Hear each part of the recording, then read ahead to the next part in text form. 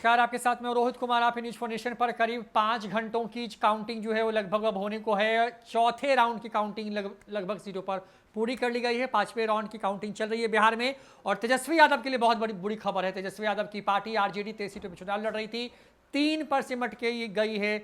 1 बजे के आंकड़े हैं और इन आंकड़ों में तेजस्वी यादव को बड़ा झटका लगते हुए नजर आ रहा है। बीजेपी ने कमबैक किया है, 11 से 13 पर आ गई है। जदयू ने भी कमबैक किया है।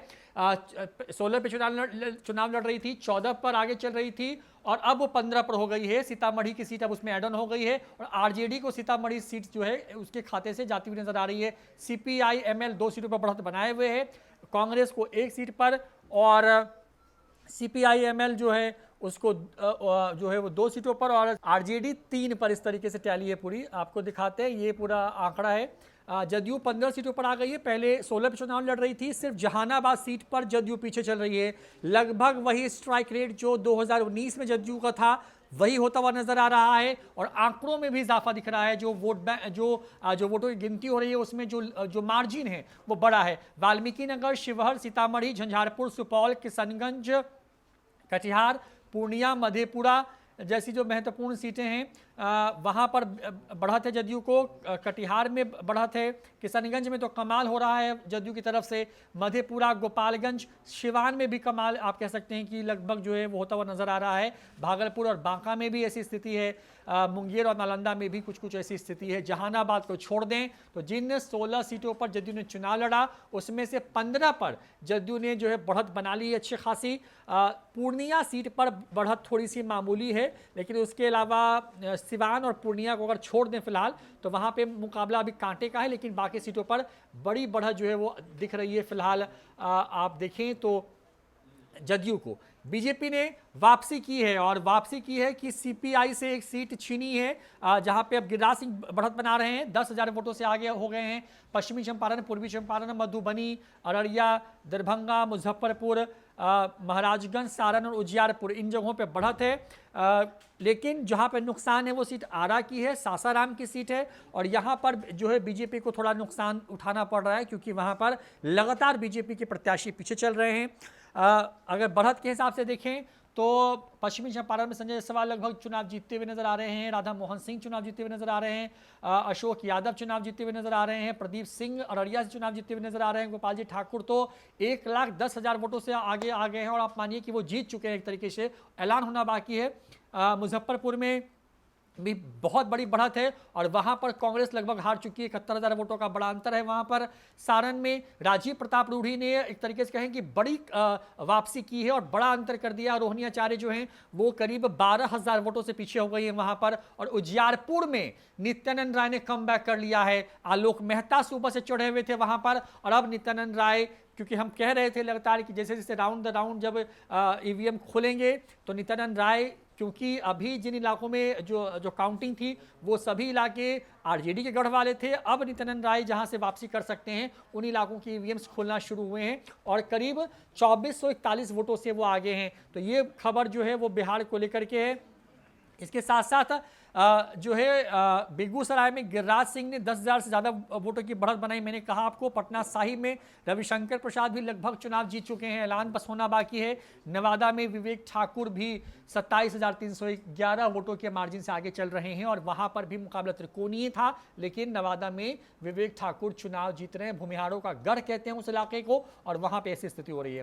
लोजपा रामविलास की बात करते हैं। लोजपा रामविलास पासवान का स्ट्राइक रेट बिहार में सबसे शानदार, 5 में से 5 सीटें जीतती हुई नजर आ रही है।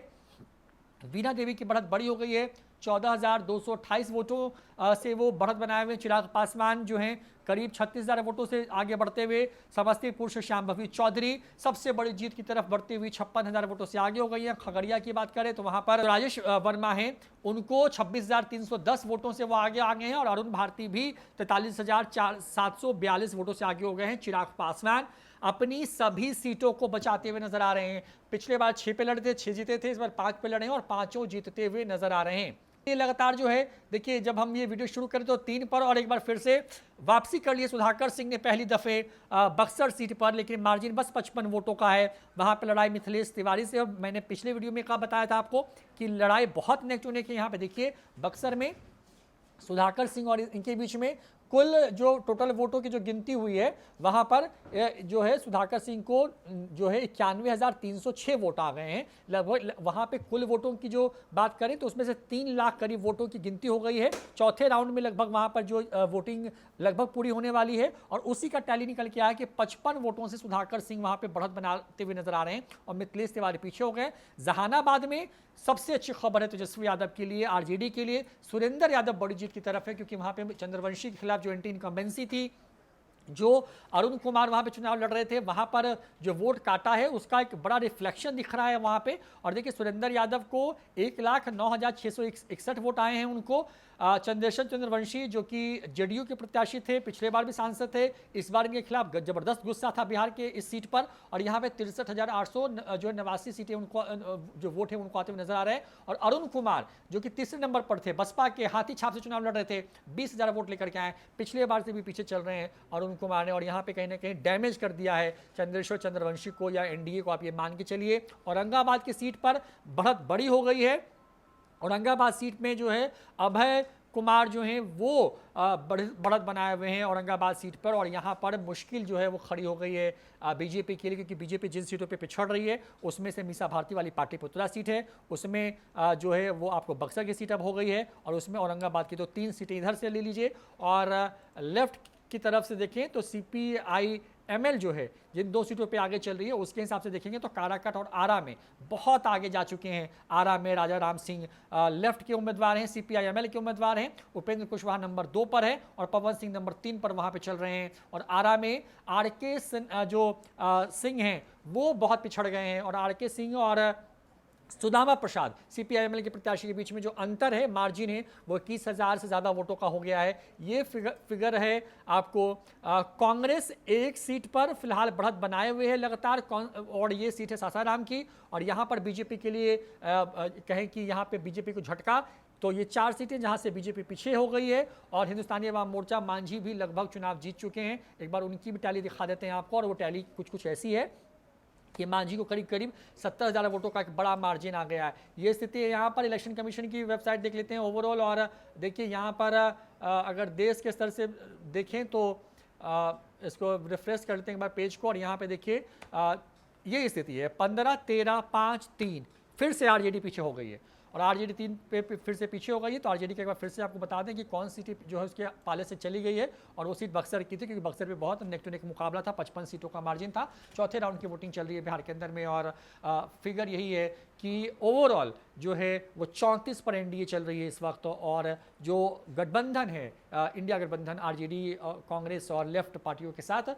उसके लिए बिहार में बहुत कमाल नहीं होता हुआ और तेजस्वी यादव के लिए सबसे बुरी खबर क्योंकि वो 3 सीटों पर फिलहाल आगे चल रहे हैं।